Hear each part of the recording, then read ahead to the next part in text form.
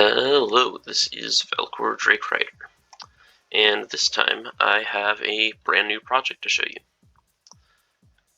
So what you're seeing here is bowling in Wizard101. The outside of the house was designed to be more decorative, leading way into the actual functional lane. So outside we have a nice bowling alley. So if we go ahead and step right up to the door, we will enter into our bowling alley. So I put a lot more decorative work into this, so we have quite a few details. We have here a rental shoe rack. We have several balls in their cases at the back end. I only had 4 castle magic remaining at the end of this project, and I had wanted to use some light fixtures.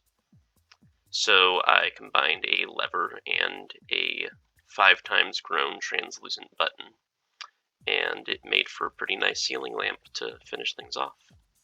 So if you're ever, having any remaining castle magic space that you can't use and could use it for regular decorating, there's some nifty things you could do like this. And then we have our nice night sky up above us. Little soft drink over here. Just an antique wand and a conga drum shrunk down. And here we have our lanes.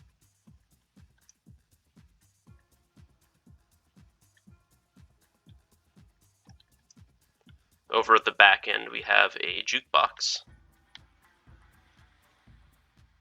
None of the music players quite fit this place, so I made my own.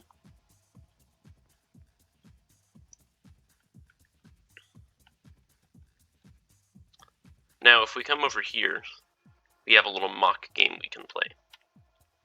Essentially all this is a random reflector setup with 6 possible outcomes.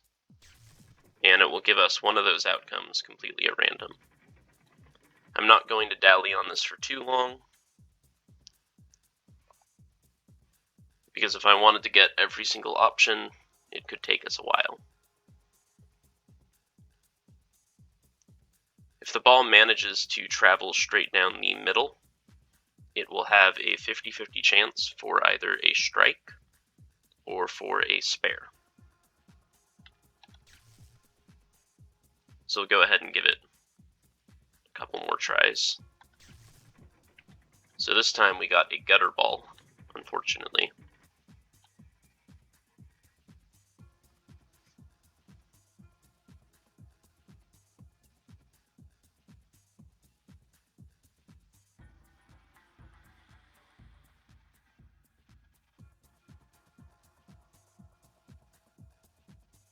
So we'll go ahead and try one more time, see if we can get a strike.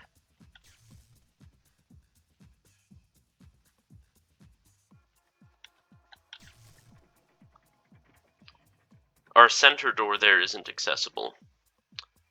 It was to help maintain symmetry and also to cover some glitching textures. So that is effectively our maintenance door. So it looks like this time I'm not going to be getting a strike, but that's alright. We'll see if we can get one in just a second here.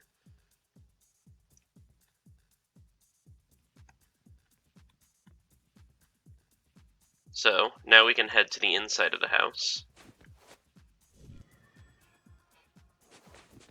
The inside of the house is our functional bowling lane. Now, I originally wanted to make this multiplayer. However, there are some issues with that. In any large-scale systematic castle magic creation, there is going to be inconsistency between the states of the house for each individual player.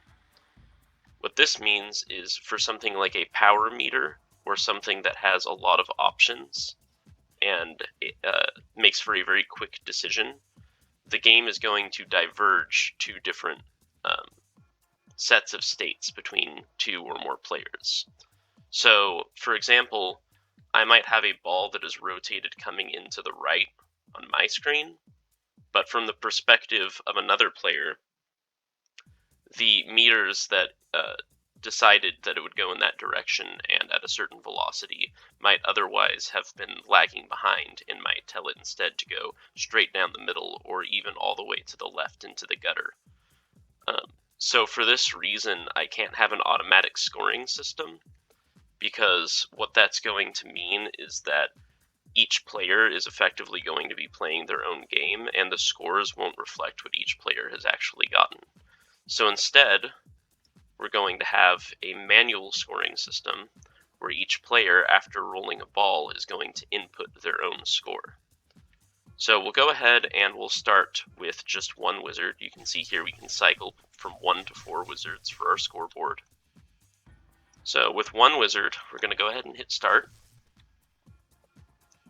Now you see we have some symbols come up. We don't have any buttons for that yet, and we have our first players selected. So we're going to go over here and we're going to pull our ball. So when you initially press X on your ball, which actually first I'm going to show you, when you run around in front of the lane, it actually changes your ball's position between one of 7 different starting positions. Now if I go ahead and I'll just select the center position, you will see this little wand appear. This wand is indicating the very slight rotational direction of the ball. This is a very challenging little meter because it's very small movements. So the best thing that I can do to recommend trying to see where this is going is to align facing this way so that you can see the front tip of the arrow. So we're going to try to get this one a little bit off-centered. And then now we have a power meter once we select that. The lower it is, the less powerful the shot will be, and the higher it is, the more powerful. Since I can't actually change the ball's speed, what this means is that the only thing that this is really influencing is the likelihood for pins to ricochet off one another. So the higher I hit on this meter, the more likely it is that one pin is going to lead to knocking down others. So let's go ahead and give it a shot. Got the top spot. Now, I didn't get it quite as centered as I would have liked here, it seems, so this may not be the best shot, but it should still do okay.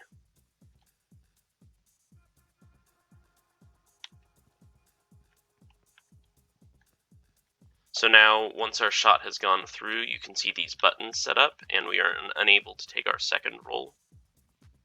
So we know now that we knocked over 6 pins. So we're going to go over here, hit the button 6 times,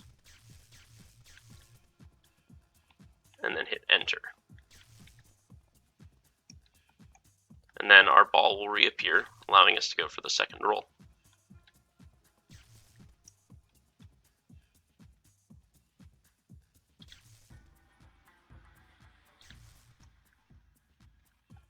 Now once you get used to this, it gets easier and easier.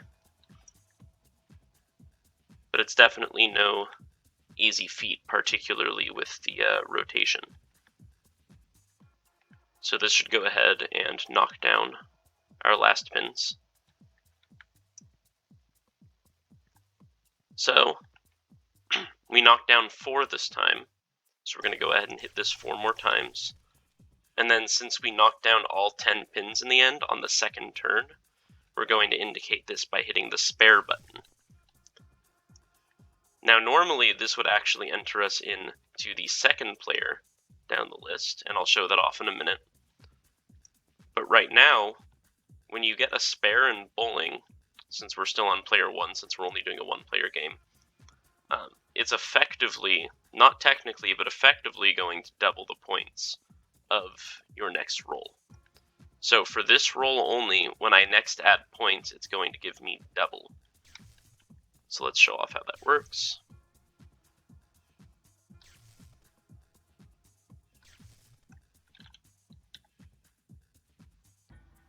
So this time we might actually get ourselves a strike.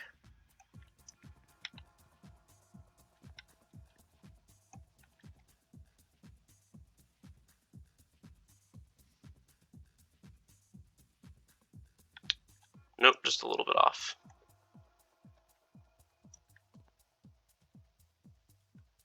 So this time, we knocked down 1, 2, so we knocked down 5 this time.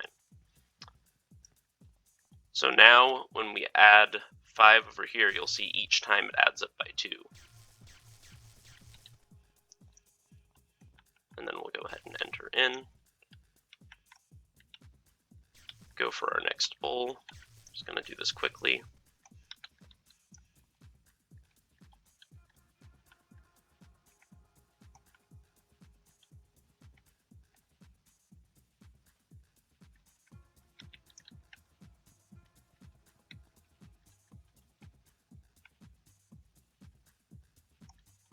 Okay, perfect.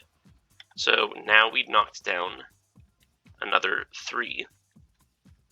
So we'll go ahead and add, and you'll see this time it's only adding up by 1 again, because we lost the bonus from our previous spare. Go ahead and enter that in, and the next round starts. And of course, if you want to play with more players, each player can keep track of their own individual score. So if I wanted to play with 4 players, it would function the exact same way, but instead with 4. And the final round, the 10th round, is actually functional and will get you a 3rd roll, assuming you get a spare or 2 strikes beforehand.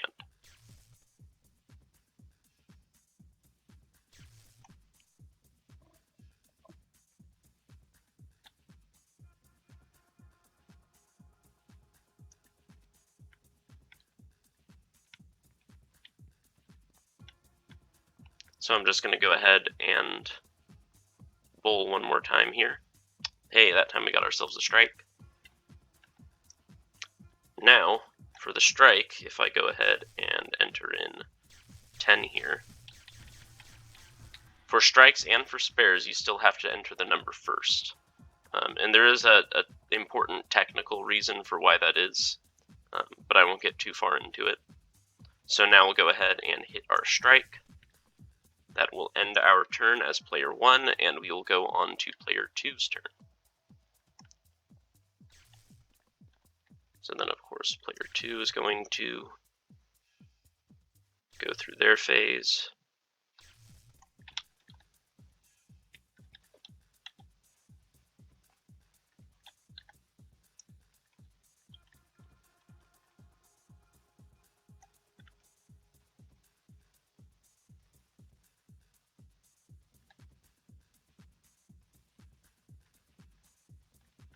And it's just going to kind of continue like that all the way through to the end. So that is the basic gist of my bowling game in Wizard101. So if you would like, you can go ahead and look at all of the castle magic around here. I'm actually a little bit pressed for time at the moment, so instead of going through what every single little thing does, I think I'm going to go ahead and save that for a second separate video that I will release in a couple weeks. So I really hope you guys enjoyed bowling in Wizard101. This took me quite a lot of work and time to make, and I'm really proud of how it turned out. So I'll be looking forward to showing you guys my next creation. Have a wonderful morning, afternoon, evening, whatever time you're watching this, and bye-bye.